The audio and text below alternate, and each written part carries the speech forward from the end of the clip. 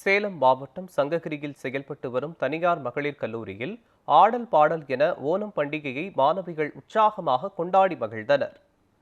வீராட்சிபாளையத்தில் செயல்பட்டு வரும் தனியார் கல்லூரியில் கேரள மாநிலத்தை சேர்ந்த மாணவிகள் ஏராளமானோர் பயின்று வருகின்றனர்.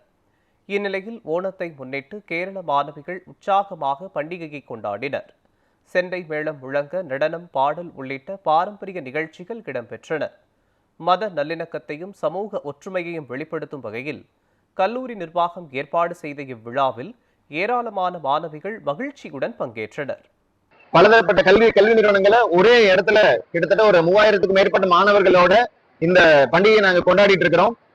இந்த பண்டிகையை கொண்டாடுறதோட முக்கியமான நோக்கம் மாணவர்களுக்கு மட்டும் இல்லாம ஆசிரியர்கள், மாணவர்கள் எல்லாரும் சேர்ந்து நாங்க எதுலையுமே வேறுபட்டவர்கள் இல்லை, நாங்க எல்லாமே ஒரே நோக்கத்தோட பயணிக்கிறோம்.